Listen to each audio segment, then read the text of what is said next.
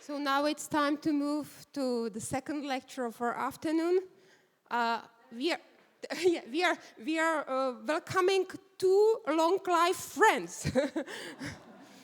One I think you know very well. It's Kirwan and Noble, our colleague and co-organizer of the conference, and his long-life friend Mike Kirwan, who comes now from Dublin. Yes, he teaches there at the Trinity College, and he used to teach and work for several years in Heathrow College. So it's yours. Floor is yours at the moment. I don't know how you will speak, but it's up to you, really.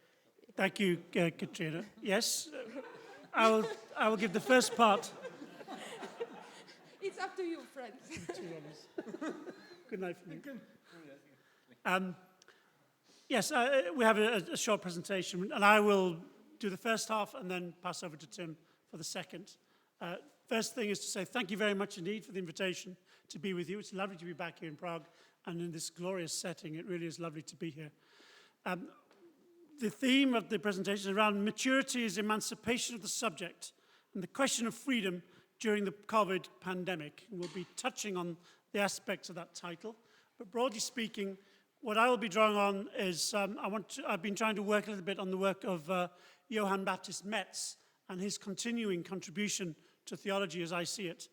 And Tim will be referring to Gustavo Gutierrez. So we have two iconic figures of two classical movements of Western theology, political theology on the one hand, and theology of liberation on the other. So they're part of this ongoing, continuing dialogue, hopefully, between the various theological traditions. So I will just move in and, as I say, read the text and hopefully it will make sense to you. So modernity and maturity. One marker of advancement into well-being, which we find in both philosophical and religious wisdom, is the notion of personal maturity or adolescence.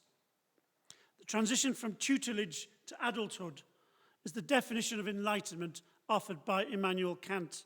And the word tutelage is not a very common one in English, but it denotes the state of dependence of a child who's not yet able to make decisions for himself or herself. The opposite would be dotage, would be an old person who cannot make decisions for themselves. So you have the two ends of the spectrum, two states of dependency. To have achieved enlightenment, according to Kant, is to have freed oneself of dependence on external authorities as the binding source of knowledge. Human flourishing and progress, therefore, consist in throwing off dispositions which are, at root, infantile. And this is true above all of religious belief and practice. And yet, Christianity also makes use of the maturation image. For Paul, the emancipatory Christian life is to be understood as a coming into the adult state. When you cease to be a child, you give up childish things. A quote from 1 Corinthians where Paul is admonishing the community. Brothers and sisters, I could not speak to you as spiritual people, but rather as people of the flesh, as infants in Christ. I fed you with milk, not solid food, for you are not ready for solid food. Even now you are still not ready, for you are still of the flesh. Paul's rebuke of the community reads like a parental correction of wayward adolescents. Grow up, for goodness sake.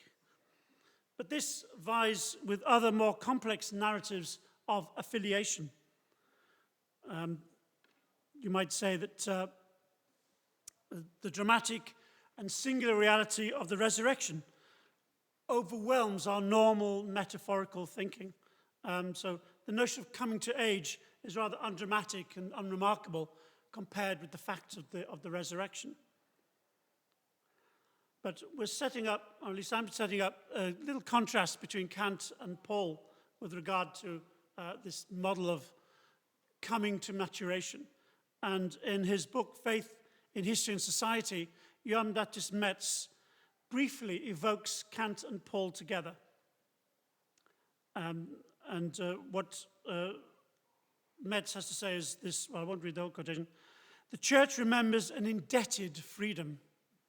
It remembers God's eschatological history of liberation granted in the cross and resurrection of Jesus, and it cannot be dissolved into the ideal of maturity, Mündigkeit, in the bourgeois history of the Enlightenment, so you cannot reduce it to the Kantian view, nor can it be the apotheosis of revolutionary histories of liberation, so the kind of progressive political ideals of emancipation likewise do not encapsulate Christian freedom. Neither does this dispense us from responsibility for the history of freedom. In other words, we're introduced into it. All things are yours, whether Paul or Apollos or Cephas or the world or life or death or the present or the future, all belong to you, and you belong to Christ, and Christ belongs to God. I want to contrast, therefore, two ideals of freedom and subjectivity. Central to Metz's thought is the notion that both Pauline and Kantian, both Pauline man and Kantian man are in crisis. Metz declares, the fundamental crisis of religion is so obviously synchronized with the social crisis of the subject. So both Enlightenment and Christianity are in a crisis, which is a crisis of the subject. The bourgeois subject, the religious subject have each been tacitly identified with one another, and that's why they're in trouble. The crisis for Christianity, according to Metz, is not primarily a crisis of the contents of its faith and its promises. In other words, the Christian message is as powerful as ever, but it is a crisis of the subjects and institutions which are not engaging the challenges of this faith. It's the bearers of the message, the community called church, and the individual Christian, who are ineffective because we have been made burgerly, we have been made middle class. In the light of this, the central task of Christian praxis for Metz is the struggle to bring about the conditions for all human beings to become subjects. The endangered subject must be seen in his or social and political embeddedness. And this is why the ideal, the Kantian ideal of Mündigkeit, of coming to maturity, is a false one. Because for somebody who is suffering socially conditioned Unmündigkeit, immaturity, of poverty, of powerlessness in the face of oppression, maturation cannot simply be a task of moral self-assertion. You cannot simply say to a person in poverty, you need to move out of that, you need to assert yourself and move to a state of independence. How persons are to become and live as subjects in situations of misery and oppression is a matter of Christian moral and social praxis. And the task of theologians is to address believers at precisely this point. Christianity is the capacity to affirm and live an endangered identity.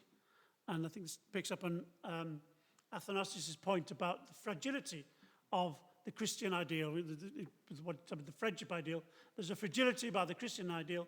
It is an endangered identity, and therefore not one that is simply described in terms of self-confidence and self-assertion. It is an inclusive generosity towards all, including the dead, and this is what's missing from other progressive ideologies. What use is the concept of solidarity if it cannot stretch to include the ones who have been annihilated? So the task of all human beings, including the dead, of becoming subjects is inescapably a religious one, because only religious hope can secure the condition of possibility of unbounded generosity. So the telos of all persons becoming subjects, which you could say is the Enlightenment telos, has to be understood as becoming subjects in God's presence. Just very briefly want to kind of draw attention to what it feels like to read Metz in a post-pandemic or pandemic context. Metz died in December 2019, so months before the planet was engulfed with COVID-19.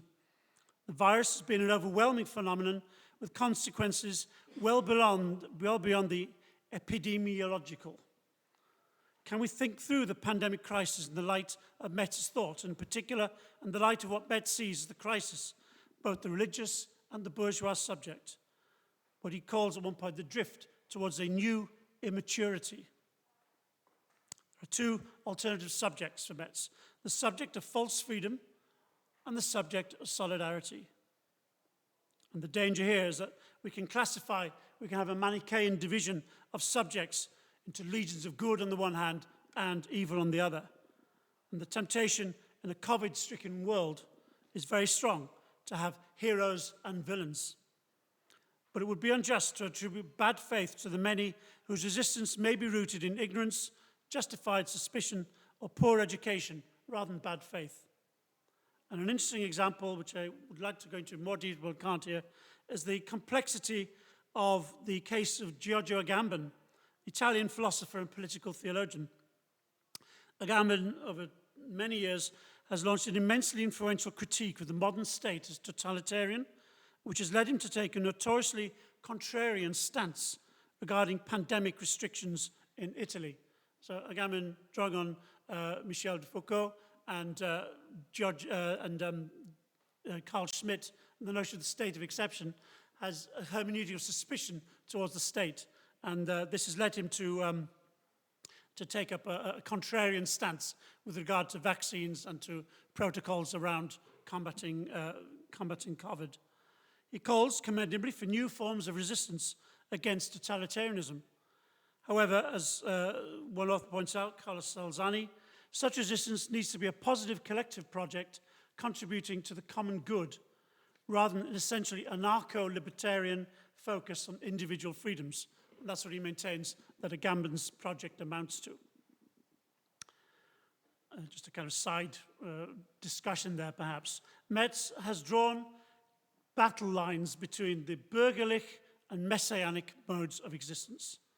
This is the dilemma of political theology. Theology and politics are similar activities. Both are, to quote Kavanagh and Scott, both are constituted in the production of metaphysical images around which communities are organized. It's a lovely definition, I'll repeat it. Both theology and politics are constituted in the production of metaphysical images around which communities are organized. And that's why they become so disastrously entangled at times, and it's why it's the task of exposing false theologies and promoting true politics is a very delicate one of discernment, of winnowing or sifting. But as the Gospel of Matthew makes clear, the definitive separation of sheep and goats must wait until the Son of Man comes into his glory. Meanwhile, we find ourselves caught within a Manichaean dynamics of polarized and sectarian post-truth. And in this vicious vortex, can we even have a provisional winnowing? Is that even possible? At which point I'm going to turn over to Tim and ask Tim, what is truth? Well, I'm glad you asked that. I'm going to try and at least suggest some ways towards reflecting on that question of Mike. So is this provisional winnowing possible? I want to start also with Paul. So in Galatians, as you know, at the beginning of chapter 5, Paul asserts that Christ has set us free for freedom. And what this means, he explains further on in the chapter, when he says, for you were called to freedom, brothers and sisters. Only do not use your freedom as an opportunity for self-indulgence, but through love become slaves to one another. Freedom, then, for Paul, is the privilege to serve the other in solidarity, a commitment to grow in service of the other. For Paul, it's not the freedom to abuse and cast out, but it's life in the Spirit. The possibility, however frightening and demanding, to find ways to live a life, as Galatians 5:22-23 says, to live a life of love, joy, peace, patience, kindness, generosity, faithfulness, gentleness, and self-control, because there is no law against such things. To go further into what this might mean, we're going to turn now to Václav Havel and his famous essay, The Power of the Powerless. And here I'm just going to mention very briefly this. In the full text, we develop it a bit further. Havel first presents the characteristics of what he calls a post-totalitarian system, an ideology whose, and I quote, default alibi-creating function is to provide people both as victims and supporters of the post-totalitarian system, with the illusion that it is in harmony with the human order and the order of the universe. In order to maintain this illusion, the system demands ultimately that people live in a lie. The success of the system is that within it, the lie appears to be the truth, and any attempt to deny the system is to deny the truth that it propounds. And I mean, as I'm talking about this, obviously you can be thinking, name your favorite politician, you know, and apply. But, and this is one of the great strengths of Havel's argument, the line between accepting and rejecting the system is not simply a division between different individual members of the society, but runs through each of us. This at least serves to prevent any too ready sense of moral superiority. Havel nevertheless insists that there is an alternative way, one that demands that we begin to live within the truth. We can refuse to live the lie, and we can say that the emperor is indeed naked. As with Paul in Galatians, the most fundamental point of living in the truth, which is the only way to be truly free, is the service of the other. The changes in Czechoslovak society in the 1970s occurred, Havel argues, because enough people realized that, and I quote, not standing up for the freedom of others, regardless of how remote their means of creativity or their attitude to life, meant surrendering one's own freedom. So freedom is a communal practice that requires a particular kind of society, one in which Havel suggests the issue is the rehabilitation of values like trust, openness, responsibility, solidarity, love. As those of you who've read it will know, The Power of the Palace is a very long essay, or a short book. And 8 years after Havel's essay, Gustavo Gutierrez, the Peruvian theologian, wrote an equally extended essay. In his case, he called it, "The Truth Shall Make You Free," words from John's Gospel. In different contexts and different ways, both authors were addressing similar issues and coming to related conclusions. At this stage in his theological career, it's about 15, 20 years after he wrote the groundbreaking book, The Theology of Liberation, one of Gutierrez's major concerns was to emphasize the importance of praxis or orthopraxis, not as an alternative to orthodoxy, but as an integral component of it. Thus, the truth is a lived commitment to Jesus Christ, the one who, according to John, self-identified as the truth. From a Christian perspective, truth is necessarily relational. Most fundamentally, truth is a relationship between promise and fulfillment for Gutierrez. To put this in the language of Havel, to live in the truth is to live in the hope, as in that famous Czech phrase dating back to Jan Hus, truth will prevail. To recognize that the emperor is naked is also to affirm that eventually he will succumb to exposure, die of the cold. The triumph of truth goes hand in hand with the fulfillment of the promise of liberation, experienced most profoundly in the life, death, and resurrection of Jesus.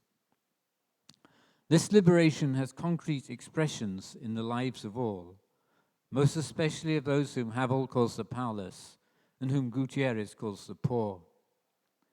For Gutierrez, then, freedom and liberation are necessary for truth, but the ability to recognize and proclaim and ultimately live the truth are also signs of the mature, free person. The stress that Gutierrez places on those who speak and act, as he says, from the underside of history, the powerless, is a reminder that freedom is always both freedom to live the truth and freedom from the demands of the system that seeks to reduce all to the status of what Gutierrez calls non-persons.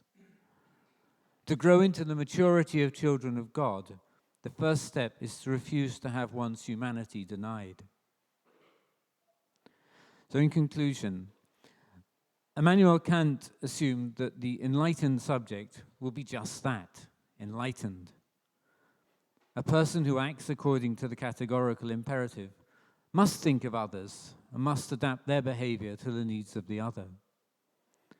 However, as reactions to coronavirus restrictions have made clear, not everyone believes that personal liberty can be circumscribed by attention to the needs of the other. especially the most vulnerable other. And yet the criteria of the story of the final judgment in Matthew demand a different analysis. As Havel and Gutierrez argue, freedom and truth go hand in hand. The truth will indeed make us free, but only in freedom and freely can we accept and live the truth in solidarity with our sisters and brothers and all of creation. Any claim then to freedom that insists on the rights of the individual over against the needs of others is a manifestation of an idolatrous system, one that makes the individual into a god. And living in the lie cannot be life-giving. The challenge for all of us as we seek to forge a post-coronavirus global and local world is how to translate the fundamental human vocation of living in the truth into concrete ways of acting. The contribution of Christians to a maturing world will be to work towards the building up of the kingdom through specific programs that guarantee freedom as freedom to be for the other, especially the other who is excluded, oppressed, poor. These programs, of course, will always be imperfect, always on the journey, requiring revision and rethinking. But knowing that the journey is long and difficult is no reason not to embark on it. And the only free life, the only life worth living, is a life in truth. Thank you. Thank you very much for your very good, excellent lecture. And now there is still space and time for questions, your questions or comments or... Yes, Ivana. Thank you.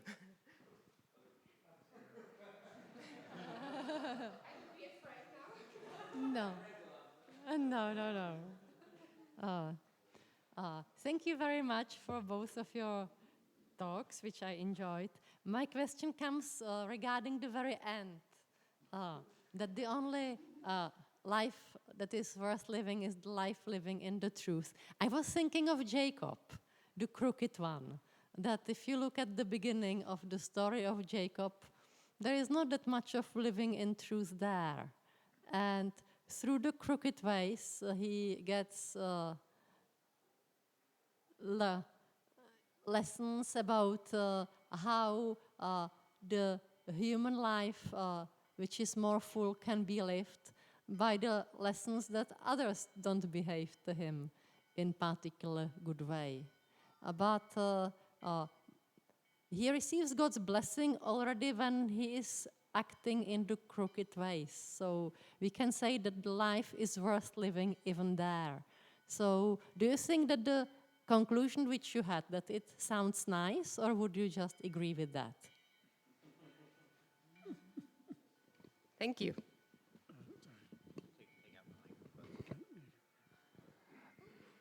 Well, I'll obviously have to agree with you. I mean, life's not worth living otherwise. But if I didn't agree with you, I would. Somebody might say. I mean, I think that you could say that the story of Jacob is a story about living into truth, at least. Yeah, I mean, there is a process. That's why I said that there's this constant need for revision, and that the journey, the programs, the specific things we do are always imperfect. So it's, yeah, maybe living into truth rather than living in truth would be a better way of phrasing it. But the lies themselves that's not what makes Jacob strong. That's not what gives him life. It's only learning that he's not living. I mean, in a sense, it's precisely seeing that the system is a lie. It's precisely seeing that what he thought was okay isn't okay. So, I mean, I think that's the point, that you have to, yeah, I mean, it's a conversion process, sure. Yeah. But I agree with whatever you say. Can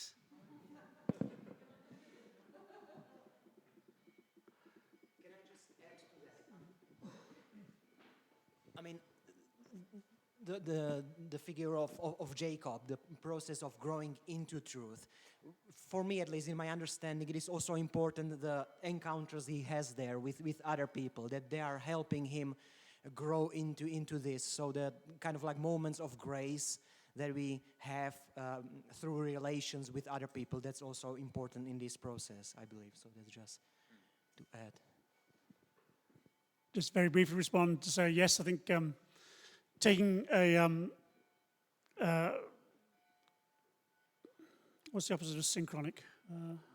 Diachronic view covers an awful lot of the kind of paradoxes, and it's interesting, back to the theme of the conference, the word adolescence describes a particular state of an individual, but it also describes a process, and I think the ambiguity is there. We're talking about, I say, moving from one state or into another state, and it's not a clear-cut point where you wake up on your 18th birthday and now you're an adult. It's obviously a process. So there are other things I could say, but we'll leave it. And I think, I mean, it's important that growing is an important aspect, and the encounter with other people, and the I think for Havel as well, it's not, I mean, it's partly it's like conversion. I mean, it's both something that happens and something that happens once, and then something that happens over a period of time, or it happens at a particular moment. It starts at a particular moment, but it goes on and develops and grows. So I think, and that happens because of the encounter with the powerless, with the poor, the excluded. Sorry. Thank you. Although I adore and like the life in the truth, of course, and I like Wittgenstein when he says that people who do not lie, they are original enough already. I like that very much, but I think that there is a danger in if we take too idealistic stance. Not only that we take them towards ourselves, but when we take them towards others, that it can cause that we don't see the life of others who lie from time to time or always as lives worth living. And I think that this is a very dangerous stand, and I think we need to be aware of that. Just one little comment again. We mentioned Hannah Arendt earlier on. She talked about truth always comes at the wrong psychological moment. It's not. It's not always something that is easy to kind of live out or to acknowledge. Anybody else? I think, unfortunately, it's time to finish. We are already a few minutes over our schedule, which I think doesn't matter so much. Thank you very much, both of you.